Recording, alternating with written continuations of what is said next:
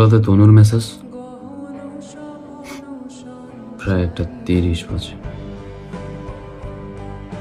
আছো? হ্যাঁ, কিন্তু তুমি এত রাতে হঠাৎ? তুমি না 10টা বাজে চলে গেলে অনলাইন থেকে? আরে হঠাৎ ঘুম ভেঙে গেছে তাই মেসেজ দিলাম। ও, তুমি অনলাইনে কি করো? রাত তো প্রায় 1:30টার মতো হবে।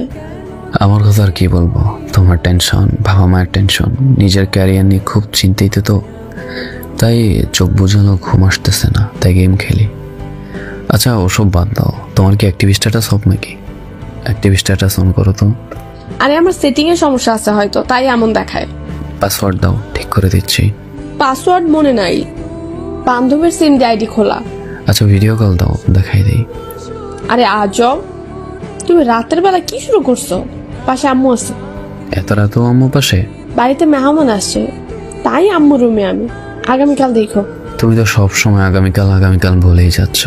আজ পর্যন্ত কি আমার কথার কোনো মূল্য দিছো? লং ডিস্টেন্স রিলেশনশিপ তো, তাই চাইলেও তোমার সব ধরতে পারি না। সন্দেহটা কারণ ছাড়া হয় না। প্লিজ রাতে অন্তত এইসব প্যারা দিয়া মাথায় খেও না, মুডটাই খারাপ হয়ে যায় তোমার সাথে মেসেজ করতে আসলে। আগে কথা না বললে ভালো লাগতো না, আর এখন নাকি বিরক্ত লাগে। আমি কারো শখের কিংবা মন ভালো হওয়ার কারণ নই, সেটা আমি জানি।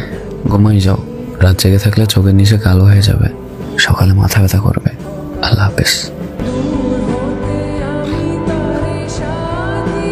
মেয়ে মানুষের মন পূজা বড় দেয়, শুধু শুধু কারণেই রাগ করে চলে যাচ্ছে, কোনো রিজনই। সামান্য সন্দেহ হয়, কি আর করবো, লং ডিস্টেন্স রিলেশনশিপ বলে কথা। যা বলে তাই বিশ্বাস করে থাকতে হবে। যাই, ঘুমায় যাই, সব থেকে টেনশন করে মাথাটা খারাপ করলাম।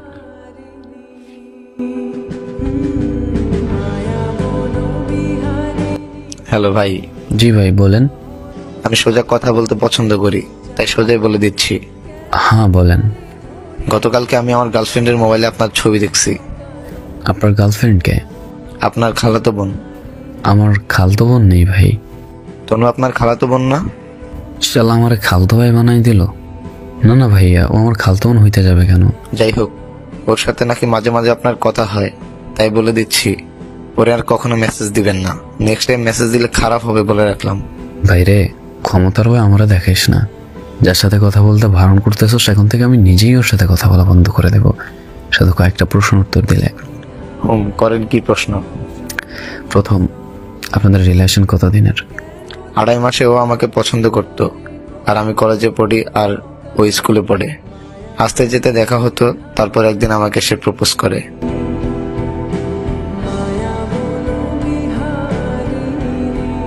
মাশাআল্লাহ। দ্বিতীয় প্রশ্ন, ওর সাথে তোমার তোলা কিছু পিকচার আমাকে দেওয়া যাবে হোয়াটসঅ্যাপে? হ্যাঁ অবশ্যই। তৃতীয় প্রশ্ন, ওর প্রথম কোনো ভালোবাসা আছে? না, আমি ওর প্রথম ভালোবাসা। তবে শুনছি আপনি নাকি ওর পছন্দ করেন, তাই মাঝে মাঝে অনেক জ্বালাতন করেন, তাই রাগ হয়ে মেসেজ দিলাম।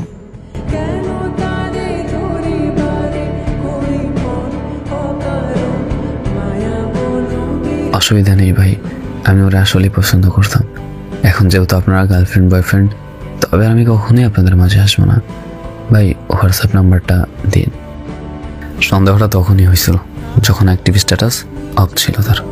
আরে বেড়ি মানুষ, তোরে বিয়ে করার টেনশনে দিনের পর দিন শুকিয়ে কাতর হয়ে যাচ্ছি, আর তুই অন্য ভাতার নিয়ে ঘুরতেছিস, মজা নিচ্ছিস। নিজের ভালো থাকার জন্য যে মানুষগুলো অন্যের ভালো থাকা কেড়ে নেয়, তাদের প্রতি আমাদের মন ভরা কিনা জন্মাক।